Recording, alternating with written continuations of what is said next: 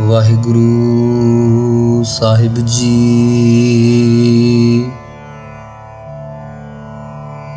ਧੰਨ ਵਾਹਿਗੁਰੂ ਸਾਹਿਬ ਜੀ।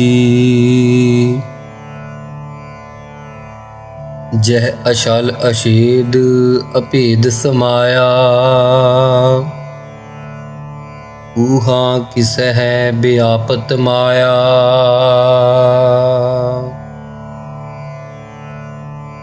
जह अछल अछेद अभेद समाया,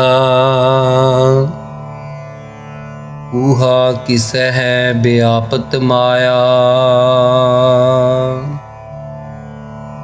वाहिगुरु जी का खालसा, वाहिगुरु जी की फतेह। गुरां दी साजी, गुरां दी निवाजी हुई साध संगत जी, बड़ी ही सतगुरां दी रहमत किरपा। बहुत ही सतगुरु त्रुठे हैं जो लड़ीवार विचार सतगुरु जी आप करवा रहे हैं।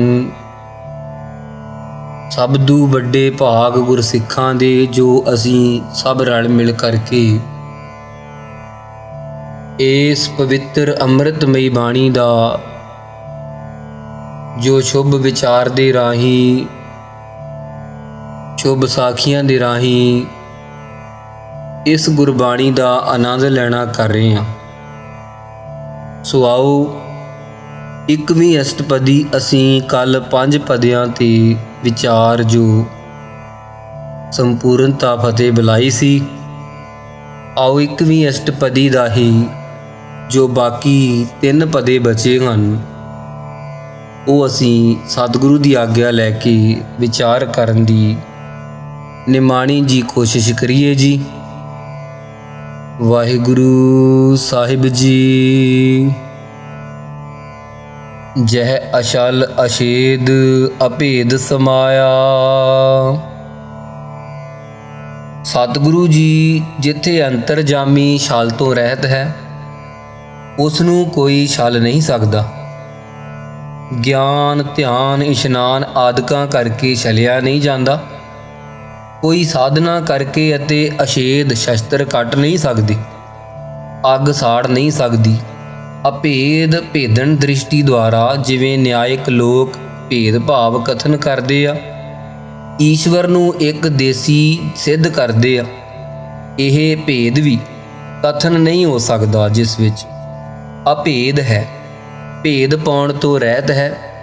ਸੋ ਜਿੰਨੇ ਪ੍ਰਕਾਰ ਦੇ ਭੇਦ ਕਰਤੱਵ ਆਦਿਕ ਜਿਸ ਵਿੱਚ ਨਹੀਂ, ਉਹ ਅਭੇਦ ਰੂਪ 'ਚ ਹੋ ਕੇ ਸਾਰਿਆਂ 'ਚ ਸਮਾਇਆ, ਭਾਵ ਮਿਲਿਆ ਹੋਇਆ ਆਪਣਾ ਆਪ। ਊਹਾ ਕਿਸਹਿ ਬਿਆਪਤ ਮਾਇਆ। ਉਸ ਅਸਥਾਨ 'ਚ ਮਾਇਆ ਕਿਹਨੂੰ ਚੰਬੜਨੀ ਸੀ? ਸੋ ਚੰਬੜਨ ਵਾਲੀ ਹੈ ਹੀ ਨਹੀਂ, ਨਾ ਕੋਈ ਜਿਸ ਨੂੰ ਚੰਬੜਨੀ ਉਹ ਹੈ।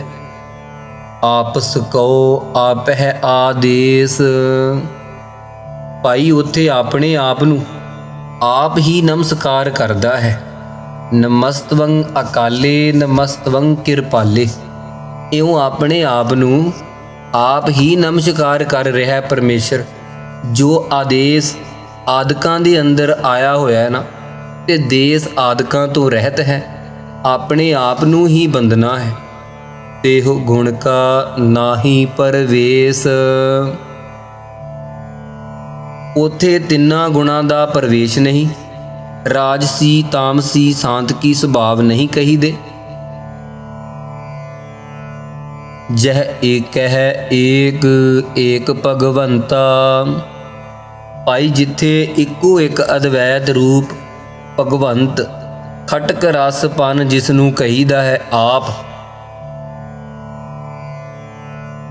ਤਹ ਕੌਣ ਅਚਿੰਤ ਕਿਸ ਲਾਗੈ ਚਿੰਤਾ।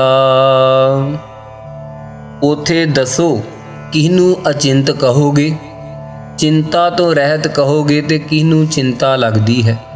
ਦੋਵੇਂ ਦਵੰਦਵਾਦਾਂ ਤੋਂ ਰਹਿਤ ਹੈ। ਜੈ ਆਪਨ ਆਪ ਆਪ ਪਤਿਆਰਾ। ਜਿੱਥੇ ਆਪਣੇ ਆਪ ਦੇ ਆਪ ਹੀ ਮਹਾਰਾਜ ਪਤਿਆਰਾ ਹੈ, ਭਤੀਜਦਾ ਹੈ। ਆਪਣੇ ਆਪ ਨੂੰ ਆਪ ਹੀ ਅਜਮਾਇਸ਼ ਕਰਦਾ ਹੈ, ਜਾਣਦਾ ਹੈ। ਤਹ ਕੌਣ ਕਥੈ ਕੌਣ ਸੁਨਨੈ ਹਾਰਾ।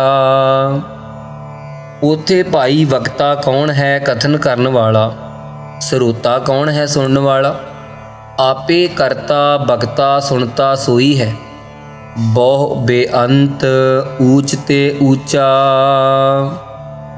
ਉਹ ਬਹੁਤ ਪਰਮੇਸ਼ਰ ਬੇਅੰਤ ਅੰਤ ਤੋਂ ਰਹਿਤ ਹੈ, ਉੱਚਿਆਂ ਤੋਂ ਉੱਚਾ ਹੈ। ਜਿਨਨੇ ਮੰਨਿਆ ਹਿਰਨ ਗਰਭ ਆਦਿਕ, ਸਭਨਾ ਤੋਂ ਉੱਚਾ ਹੈ ਪਰਮੇਸ਼ਰ। ਨਾਨਕ ਆਪਸ ਕਉ ਆਪਹਿ ਪਹੁੰਚਾ। ਸਤਿਗੁਰੂ ਜੀ ਕਹਿੰਦੇ ਆਪਣੇ ਆਪ ਦੀ ਆਪ ਹੀ ਪਹੁੰਚ ਵਾਲਾ ਹੈ, ਆਪਣੇ ਆਪ 'ਚ ਆਪ ਪਹੁੰਚਿਆ ਹੋਇਆ, ਦੂਸਰਾ ਬਣ ਕੇ ਨਹੀਂ ਉੱਥੇ ਜਾਇਆ ਜਾਂਦਾ। ਇੱਥੇ 6 ਪੌੜੀਆਂ ਤੱਕ ਸ੍ਰਿਸ਼ਟੀ ਦੀ ਪਰਲੋ, ਨਿਤ ਪਰਲੋ, ਨਿਮਿਤ ਪਰਲੋ, ਪ੍ਰਾਕਿਰਤਕ ਪਰਲੋ ਅਤੇ ਮਹਾਪਰਲੋ, ਗਿਆਨ ਪਰਲੋ ਕਥਨ ਕੀਤੀ ਹੈ। ਅੱਗੇ ਹੁਣ ਮਹਾਰਾਜ 7ਵੀਂ ਪੌੜੀ ਵਿੱਚ ਸ੍ਰਿਸ਼ਟੀ ਦੀ ਰਚਨਾ ਬਾਬਤ ਕਥਨ ਕਰਦੇ ਹਨ। ਜਹ ਆਪ ਰਚਿਓ ਪਰਪੰਚ ਆਕਾਰ। ਜਿੱਥੇ ਆਪ ਹੀ ਸੱਚੇ ਪਾਤਸ਼ਾਹ ਨੇ ਇਹ ਪੰਜਾਂ ਕਰਕੇ ਅਸਤੀ ਭਾਤੀ ਪ੍ਰੇਮ ਅਰ ਨਾਮ ਰੂਪ ਪਰਪੰਚ, ਇਹ ਪੰਜਾਂ ਕਰਕੇ 2 ਮਾਇਆ ਦੀਆਂ ਅੰਸ਼ ਹਨ, ਨਾਮ ਤੇ ਰੂਪ ਤੇ ਸਤ ਚਿਤ ਆਨੰਦ। ਅਸਤੀ ਭਾਤੀ ਪ੍ਰੇਮ ਇਹ 3 ਬ੍ਰਹਮ ਦੀਆਂ ਅੰਸ਼ ਹਨ। ਇਉਂ ਪੰਜਾਂ ਕਰਕੇ ਜਿਹੜਾ ਬਣਿਆ ਉਹ ਪਰਪੰਚ ਹੈ। ਜਿੱਥੇ ਉਹ ਇਸ ਪਰਪੰਚ ਦਾ ਆਕਾਰ, ਪਰਪੰਚ ਨਾਉ ਸੰਸਾਰ ਦਾ ਆਕਾਰ, ਜਿਹੜਾ ਪੰਜਾਂ ਤੱਤਾਂ ਕਰਕੇ ਤ੍ਰਿਪਟ ਹੋਣ ਵਾਲਾ ਹੈ। ਸਥੂਲ ਤੱਤਾਂ ਕਰਕੇ ਐਸਾ ਆਕਾਰ ਜਿੱਥੇ ਆਪ ਹੀ ਰਚ ਰਿਹਾ ਆਪਣੇ ਆਪ ਤੋਂ, ਜਿਵੇਂ ਸੁਪਨਾਵੀ ਜੀਵ ਕੋਈ ਹੋਰ ਸਮੱਗਰੀ ਨਹੀਂ ਕਿਤਿਓਂ ਲਿਆਉਂਦਾ, ਆਪਣੇ ਸੁਪਨੇ ਨਾਲ ਹੀ ਸਾਰੇ ਖੰਡ ਬ੍ਰਹਿਮੰਡ ਆਦਿਕ ਰਚ ਲੈਂਦਾ। ਇਉਂ ਮਹਾਰਾਜ ਨੇ ਆਪ ਦੀ ਇੱਛਾ ਨਾਲ ਹੀ ਇੱਥੇ ਰਚ ਲਿਆ ਸਭ ਕੁਝ। ਤੇਹੁ ਗੁਣ ਮਹਿ ਕੀਨੋ ਬਿਸਥਾਰ। ਉੱਥੇ 3 ਗੁਣ ਮਿਲਾ ਦਿੱਤੇ, ਰਾਜਸੀ, ਤਾਮਸੀ, ਸਾਂਤਕੀ। ਇਹਨਾਂ ਵਿੱਚ ਕੋਈ ਰਜੋਗੁਣੀ ਹਨ, ਕੋਈ ਸਤੋਗੁਣੀ ਹਨ, ਕੋਈ ਤਮੋਗੁਣੀ ਹਨ, ਕੋਈ ਮਿਸ਼ਰਤ ਗੁਣਾਂ ਵਾਲੇ ਹਨ। ਇਹਦੇ ਨਾਲ ਸੰਸਾਰ ਦਾ ਵਿਸਤਾਰ ਕੀਤਾ ਹੈ। ਪਾਪ ਪੁੰਨ ਤਹਿ ਭਈ ਕਹਾਵਤ। ਉੱਥੇ ਕੋਈ ਇਹ ਪਾਪ ਕਰਨ ਵਾਲੇ ਜੀਵ ਹਨ, ਪੁੰਨ ਕਰਨ ਵਾਲੇ ਹਾਂ, ਇਹ ਵੀ ਕਹਿਣ ਦੇ ਅੰਦਰ ਆ ਗਿਆ ਹੈ। ਮੰਦ ਕਰਮ ਕਰਨ ਵਾਲਾ ਪਾਪੀ ਹੈ ਅਤੇ ਵਿਹਿਤ ਕਰਮ ਕਰਨ ਵਾਲਾ ਪੁੰਨੀ ਹੈ। ਇਹ ਉਹਨਾਂ ਦੇ ਕਹਿਣ 'ਚ ਆ ਗਈ ਗੱਲ ਸਾਰੀ। ਕੋ ਨਰਕ ਕੋ ਸੁਰਗ ਬੰਛਾਵਤ। ਜਿੱਥੇ ਪਾਪ ਪੁੰਨ ਦਾ ਕਹਿਣਾ ਵਿੱਚ ਆ ਗਿਆ, ਉੱਥੇ ਕੋਈ ਜਿਹੜਾ ਪਾਪ ਕਰਦਾ ਕਹਿੰਦਾ ਮੈਂ ਨਰਕ 'ਚ ਜਾਵਾਂਗਾ, ਜਿਹੜਾ ਪੁੰਨ ਕਰਦੇ ਉਹ ਸਵਰਗ ਦੀ ਬੰਛਾਵਤ ਭਾਵ ਇੱਛਾ ਰੱਖਦਾ। ਆਲ ਜੰਜਾਲ। ਆਲ ਜਾਲ ਮਾਇਆ ਜੰਜਾਲ। ਆਲ ਘਰਾਂ ਦੇ ਜਾਲ ਬੰਧਨ ਪੈ ਗਏ, ਮਾਇਆ ਨੇ ਐਸੇ ਬੰਧਨ ਪਾਏ ਆ। ਆਲ ਭਾਵ ਔਲਾਦ ਆਦਿਕ, ਔਲਾਦ ਆਦਿਕ ਅਤੇ ਇਸ ਪ੍ਰਕਾਰ ਜੋ ਲੜਕੀ ਕਰਕੇ ਔਲਾਦ ਹੈ ਉਹਨੂੰ ਆਲ ਕਹਿੰਦੇ ਆ। ਇਹ ਆਲ ਔਲਾਦ ਦਾ ਜਾਲ ਬੰਧਨ ਹੈ। ਇਹ ਸਭ ਮਾਇਆ ਦੇ ਜਾਲ ਬੰਧਨ ਹਨ। ਆਲ ਘਰ ਸਰੀਰ ਆਦਿਕਾਂ ਦੇ ਜਾਲ ਜਿਹੜੇ ਬੰਧਨ ਆ, ਇਹ ਮਾਇਆ ਕਰਕੇ ਬੰਧਨ ਸਾਰੇ ਪਾਏ ਹੋਏ ਹਨ। ਹਉਮੈ ਮੋਹ ਭਰਮ ਭੈ ਭਾਰ। ਇੱਥੇ ਆਲ ਘਰ ਬਣ ਗਏ ਆ, ਜਾਲ ਬੰਧਨ ਬਣ ਗਏ ਆ। ਮਾਇਆ ਦੇ ਜੰਜਾਲ ਬੰਧਨਾ ਕਰਕੇ ਹਉਮੈ ਫੁਰ ਆਈ, ਮੋਹ ਫੁਰ ਆਇਆ, ਭਰਮ ਭੈ ਤੇ ਪਾਪਾਂ ਦਾ ਭਾਰ, ਬੋਝ ਆਦਿਕ ਸਾਰੀਆਂ ਚੀਜ਼ਾਂ ਚੰਬੜ ਗਈਆਂ। ਦੁੱਖ ਸੁਖ ਮਾਨ ਅਪਮਾਨ। ਅਤੇ ਕਿਸੇ ਨੂੰ ਦੁੱਖ ਹੋ ਗਿਆ, ਕਿਸੇ ਨੂੰ ਸੁੱਖ ਹੋ ਗਿਆ, ਕਿਸੇ ਦਾ ਮਾਣ ਹੁੰਦਾ ਹੈ, ਕਿਸੇ ਦਾ ਅਪਮਾਨ ਨਰਾਦਰੀ ਹੁੰਦੀ ਹੈ। ਅਨਕ ਪ੍ਰਕਾਰ ਕੀਓ ਬਖਿਆਨ। ਇਹ ਸੰਸਾਰ ਸਾਧ ਸੰਗਤ ਜੀ ਅਨੇਕ ਪ੍ਰਕਾਰ ਦਾ ਹੈ। ਸਾਰਿਆਂ ਵੇਦ ਸ਼ਾਸਤਰਾਂ ਨੇ ਵਿਖਿਆਨ ਕਥਨ ਕੀਤਾ ਹੈ। ਸਭ ਤਤ ਵੇਤਿਆਂ ਨੇ ਕਥਨ ਕੀਤਾ ਹੈ। ਆਪਨ ਖੇਲ ਆਪ ਕਰ ਦੇਖੈ। ਅਸਲ ਵਿੱਚ ਆਪ ਦਾ ਉਹਦਾ ਖੇਲ ਹੈ। ਬਾਜੀਗਰ ਜੈਸੇ ਬਾਜੀ ਪਾਈ, ਨਾਨਾ ਰੂਪ ਭੇਖ ਦਿਖਲਾਈ। ਇਉਂ ਆਪ ਦਾ ਖੇਲ ਹੈ। ਮਹਾਰਾਜ ਆਪ ਹੀ ਕਰਦਾ ਹੈ, ਆਪ ਹੀ ਪਾਲਣਾ ਕਰਦਾ ਹੈ, ਆਪ ਹੀ ਪਰਲੋ ਕਰਦਾ ਹੈ, ਆਪ ਹੀ ਸਾਰਿਆਂ ਦੇ ਚੰਗੇ ਮੰਦੇ ਕਰਮਾਂ ਨੂੰ ਦੇਖਣ ਕਰਦਾ ਹੈ ਦ੍ਰਿਸ਼ਟਾ ਹੋ ਕੇ। ਖੇਲ ਸੰਕੋਚੈ ਤਉ ਨਾਨਕ ਏਕੈ। ਜਦੋਂ ਭਾਈ ਆਪਣੀ ਖੇਲ ਨੂੰ ਸੰਕੋਚ ਲੈਂਦਾ ਹੈ, ਰਚਨਾ ਨੂੰ, ਤਾਂ ਇੱਕੋ ਹੀ ਪਰਮੇਸ਼ਰ ਗੁਰੂ ਸਾਹਿਬ ਜੀ ਕਹਿੰਦੇ ਰਹਿੰਦਾ ਹੈ। ਹੁਣ ਵੀ ਇੱਕੋ ਹੀ ਹੈ। ਇਹ ਉਸਨੇ ਖੇਲ ਪਸਾਰਿਆ ਹੋਇਆ ਜਿੰਨਾ ਪਸਾਰਾ ਹੈ। ਜਹ ਅਵਗਤ ਭਗਤ ਤਹਿ ਆਪ। ਜਿੱਥੇ ਵਿਅਕਤੀ ਤੋਂ ਰਹਿਤ ਨਿਰਗੁਣ ਸਰੂਪ ਹੈ, ਅਵਗਤ ਪ੍ਰਾਪਤ ਰੂਪ ਹੈ, ਗਿਆਨ ਸਰੂਪ ਹੈ, ਦੇਹ ਤੋਂ ਰਹਿਤ ਹੈ, ਉਥੇ ਭਗਤ ਵੀ ਆਪਣਾ ਆਪ ਰੂਪ ਹੀ ਹੈ। ਮਹਾਰਾਜ ਦੇ ਭਗਤ ਵੱਖਰੇ ਨਹੀਂ ਹਨ ਉਸ ਰੂਪ ਤੋਂ। ਜਹ ਪਸਰੈ ਪਾਸਾਰ ਸੰਤ ਪ੍ਰਤਾਪ। ਜਦੋਂ ਮਹਾਰਾਜ ਸਾਹਿਬ ਪੰਜਾਂ ਤੱਤਾਂ ਦੇ ਪਸਾਰੇ ਦੁਆਰਾ ਸੰਸਾਰ ਦਾ ਪਸਾਰਾ ਪਸਰ ਲੈਂਦਾ ਹੈ, ਕਰੋੜਾਂ ਬ੍ਰਹਿਮੰਡਾਂ ਦਾ, ਉਥੇ ਆਪ ਦੇ ਸਾਸ ਗਿਰਾਸ ਜਪਣ ਵਾਲਿਆਂ ਦਾ ਪ੍ਰਤਾਪ ਤੇਜ ਪ੍ਰਤਾਪ ਕਰ ਦਿੰਦਾ ਹੈ। ਦੁਹੂ ਪਾਖ ਕਾ ਆਪਹਿ ਧਨੀ। ਮਹਾਰਾਜ ਜੀ ਦੱਸਦੇ ਆ, ਐ ਮਹਾਰਾਜ ਸਾਹਿਬ ਜੀ ਨਿਰਗੁਣ ਸਰੂਪ ਦਾ ਵੀ ਤੇ ਸਰਗੁਣ ਸਰੂਪ ਧਾਰਨ ਦਾ, ਦੋਵੇਂ ਲੋਕ ਪਰਲੋਕ ਦਾ, ਪਾਪੀਆਂ ਪੁੰਨੀਆਂ ਦਾ, ਆਸਤਿਕਾਂ ਨਾਸਤਿਕਾਂ ਦਾ ਆਪ ਧਨੀ ਮਾਲਕ ਹੈ। ਉਨਕੀ ਸੋਭਾ ਉਨਹੂ ਬਨੀ। ਭਾਈ ਉਸ ਪਰਮੇਸ਼ਰ ਦੀ ਜਿਹੜੀ ਸੋਭਾ ਵਡਿਆਈ ਹੈ ਨਾ, ਉਸੇ ਨੂੰ ਹੀ ਬਣ ਆਉਂਦੀ ਹੈ। ਆਪਹਿ ਕੌਤਕ ਕਰੈ ਅਨੰਦ ਚੋਜ। ਆਪ ਹੀ ਸਾਧ ਸੰਗਤ ਜੀ ਕੌਤਕ ਤਮਾਸ਼ੇ ਜਗਤ ਦੇ ਕਰਦਾ ਹੈ। ਜਿਸ ਦੇ ਆਨੰਦਦਾਇਕ ਚੋਜ ਕੌਤਕ ਹਨ, ਆਪ ਹੀ ਜਗਤ ਦਾ ਤਮਾਸ਼ਾ ਕਰਦਾ ਹੈ। ਅਸਚਰਜ ਜਿਸ ਦੇ ਕੌਤਕ ਹਨ। ਆਪਹਿ ਰਸ ਭੋਗਨ ਨਿਰਜੋਗ। ਆਪ ਹੀ ਸਾਰਿਆਂ ਰਸਾਂ ਨੂੰ ਭੋਗਣ ਵਾਲਾ ਹੈ।